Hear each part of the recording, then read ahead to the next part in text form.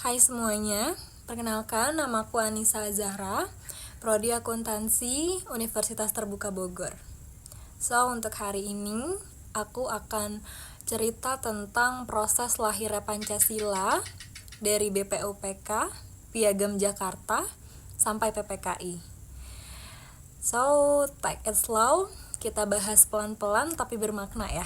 Jadi, semua bermula dari BPUPK atau Badan Penyelidik Usaha Persiapan Kemerdekaan Indonesia. Badan ini dibentuk Jepang tahun 1945, dan disinilah tokoh-tokoh bangsa mulai memikirkan, kalau Indonesia merdeka nanti, dasar negaranya apa ya? Nah, pada 1 Juni 1945, Soekarno menyampaikan pidatonya yang legendaris tentang 5 dasar negara, yang kemudian dikenal sebagai Pancasila.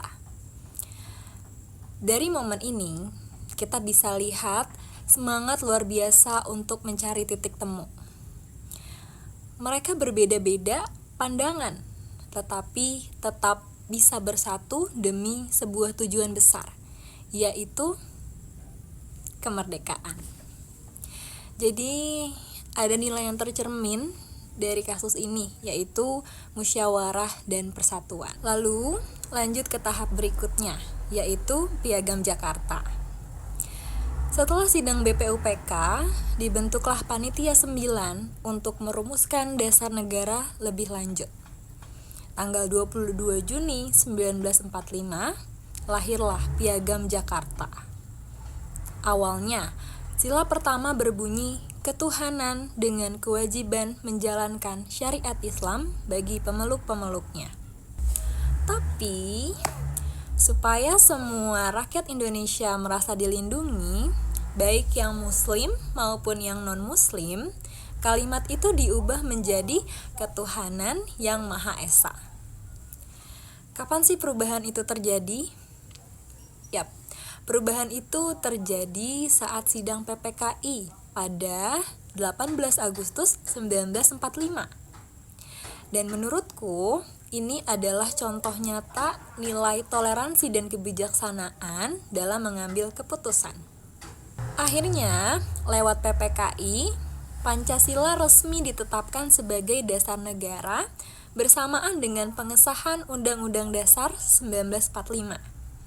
Dan itulah titik lahirnya Pancasila yang kita kenal dan kita pegang sampai hari ini. Kalau dari aku pribadi, dari proses ini kita bisa belajar satu hal penting, bahwa Pancasila lahir dari semangat gotong royong, saling menghormati, dan cinta tanah air. Para pendiri bangsa gak cuma memikirkan kelompoknya aja, tapi juga masa depan kita semua.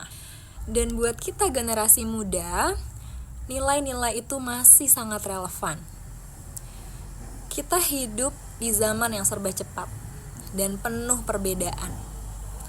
Tapi justru disitulah pentingnya menjaga semangat persatuan dan toleransi.